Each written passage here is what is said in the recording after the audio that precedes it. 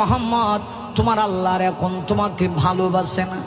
আল্লাহ কয় জিবরিল আমার বন্ধুকে শোনায় দাও, বন্ধু কষ্ট পাইলে আমি আল্লাহ বরদাস্ত করতে পারি না। এই পৃথিবীতে যত নবী রাসূল আল্লাহ পাঠাইছে সকল নবী রাসূল আমার আল্লাহকে খুশি করেছে, আর একমাত্র আপনার আমার নবীকে নবী কষ্ট পাইলে আমার আল্লাহ ডাইরেক্ট খুশি করার জন্য সূরা নাজিল করছে। আরো আস্তে কোন, আরো জোরে চিৎকার মেরে কোন সুবহানাল্লাহ। ওরে মুমিন আল্লাহ তাই ডাক দিগো জিবরিল কোরআন শরীফের সূরা দুহাটা তাড়াতাড়ি করে শোনায় দাও। সূরা নাজিল হয়ে গেল। আল্লাহ সূরা নাজিল করে সূরা দুহার প্রথম দুই আয়াতে আল্লাহ নবীকে সান্ত্বনা দেওয়ার আগে দামি দামি দুইটা জিনিসের কসম করলেন। আল্লাহ বলেন ওয়াদ-দুহা ওয়াল-লাইলি ইযা সাজা,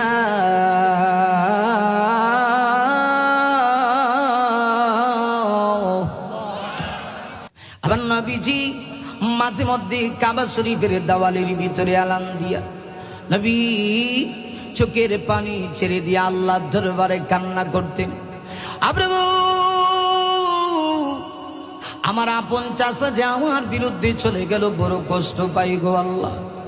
পুরো দেশবাসী আমার বিরুদ্ধে যাক, এতে আমার দুঃখ লাগে না, কষ্ট লাগে না। চাচা যে আমার বিরুদ্ধে চলে গেল, শুধু চাচা বিরোধী করে না, চাচার বউ যিনি তিনি হলো চাচি, চাচিও নবীর বিরুদ্ধে চলে গেছে। আমার নবীর কাছে ওকে আসায় কিছুদিনের জন্য আল্লাহ স্টপ করে দিলেন। নবীর ভালো লাগে না, মনের ভিতরে কেমন জানি একটা কষ্ট। চাচা এসে ডাক দেয়া কয় বাতিজা মোহাম্মদ, বুঝতে পেরেছি তোমার আল্লাহ মনে হয় এখন আর তোমাকে ভালোবাসে না। আবার নবী বড় কষ্ট পেয়েছে না, শুধু চাচাই কথা বলে তা না, চাচি এসে ডাক দেয়া কয় মোহাম্মদ তোমার কাছে যে একটা শয়তান আসতো, শয়তান বলতে বুঝিয়েছে হযরত জিবরিলকে, শয়তানটা তো এখন আর তোমার কাছে আসে না। ইন্না মুহাম্মাদান কাদ খালা, মোহাম্মদ মনে হয় তোমার আল্লাহ তোমাকে এখন ছেড়ে দিয়েছে, তোমার আল্লাহ তোমাকে ভালোবাসে না। আর না হয় তোমার কাছে যে জিবরিল আসতো, এই শয়তানটা এখন আর কেন আসে না? আমার নবীজি হৃদয়ের ভিতরে রক্তকরণ হচ্ছে, অন্তরের ভিতরে আঘাত পাচ্ছেন। একদিন, দুই দিন, 3 দিন, 4 দিন, 5 দিন, 6 দিন, 7 দিন, 8 দিন, 9 দিন, 10 দিন, এইভাবে করে মোট 15 দিন চলে গেল। এমনি দেখা যায় আমার আল্লাহর কুদরতি জড়িয়ে জুস মারছে। আল্লাহ ডাক দেখো জিবরিল আমার বন্ধু কষ্ট পাবে, আর আমি আল্লাহ তাকায় তাকায় দেখবো না, তা হতে পারে না। জিবরিল দৌড়ে যাও, এই মুহূর্তে আমার বন্ধুকে সান্ত্বনা দেওয়ার জন্য বন্ধুর কাছে পূর্ণাঙ্গ সূরা সূরা দুহা নিয়ে হাজির হয়ে যাও। হযরত জিবরিল আগমন করছে, সূরা দুহা নাজিল হয়ে গেছে। আল্লাহ কয় জিবরিল আমার বন্ধুকে সূরা শোনায় সান্ত্বনা দাও। অন্য সময় যখন সূরা নাজিল হয়েছে, জিবরিল আয়েশা আস্তে আস্তে করে নবীর সামনে তেলাওয়াত করছে।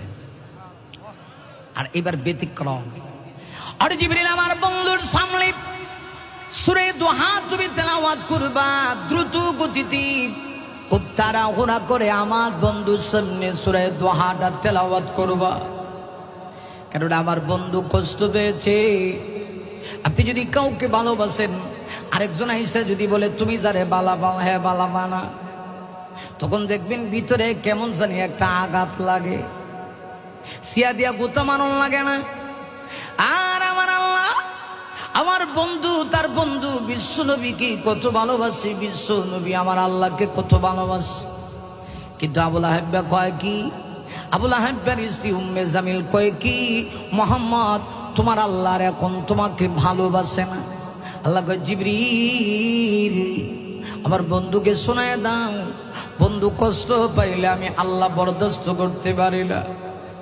এই পৃথিবীতে যত নবী রাসূল আল্লাহ পাঠাইছে সকল নবী রাসূল আমার আল্লাহকে খুশি করেছে, আর একমাত্র আপনার আমার নবীকে নবী কষ্ট পাইলে আমার আল্লাহ ডাইরেক্ট খুশি করার জন্য সূরা নাজিল করছে।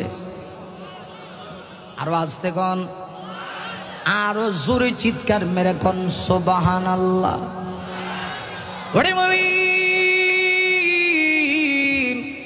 আল্লাহ তাই ডাক দি গো জিবরিল, কোরআন শরীফের সূরা দোহাটা তাড়াতাড়ি করে শোনায় দাও। সূরা নাজিল হয়ে গেল। আল্লাহ সূরা নাজিল করে সূরা দোহার প্রথম 2 আয়াতে আল্লাহ নবীকে সান্ত্বনা দেওয়ার আগে দামি দামি 2টা জিনিসের কসম করলেন। আল্লাহ বলেন, ওয়াদ-দুহা ওয়াল-লাইলি ইযা সাজা,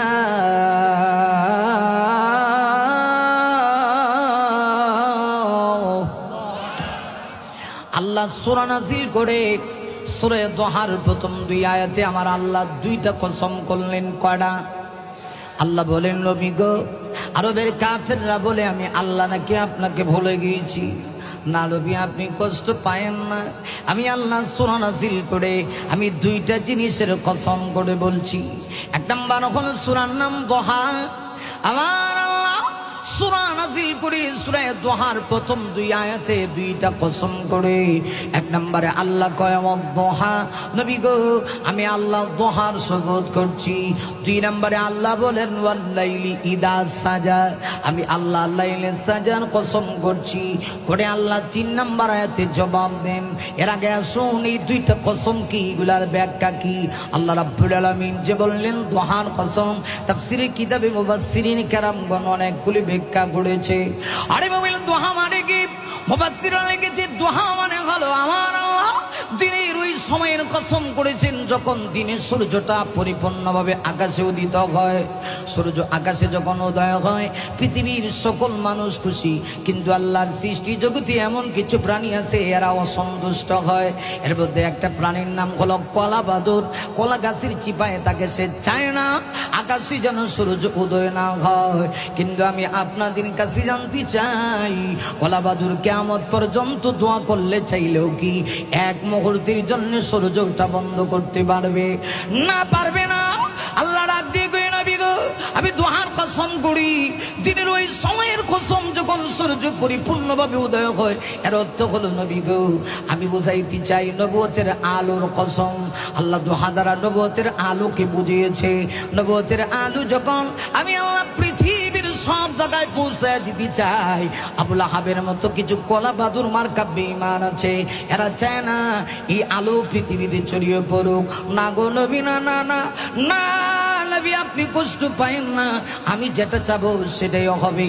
2 নম্বরে আল্লাহ বলেন ওয়াল-লাইলি ইযা সাজা, নবী গো রাত্রির কসম যখন রাত পরিপূর্ণ অন্ধকারচ্ছন্নতা লাভ করে। তার মানে হলো মুফাসসিররা লিখেছে আমার আল্লাহ নবীজির কালো চুল মোবারকের কসম করে। সুবহানাল্লাহ। একটা ব্যাখ্যা তো রাত্রি অন্ধকারের কসম, তার মানে রাতের কসম। আরেকটা ব্যাখ্যা হলো দোহা মানে দিনের আলোর কসম, তার মানে দিনের কসম, দিন রাত 24 ঘন্টা সময়ের কসম। আরেকটা ব্যাখ্যা হলো নবী গো দোহা মানে হলো আল্লাহ বলে, নবী গো আপনার চেহারা মুবারকের কসম আমি আল্লাহ করছি। নবী গো আমি পৃথিবীর কোন নবীর চেহারা কসম করি নাই, আমি আপনার চেহারা মুবারকের কসম করছি।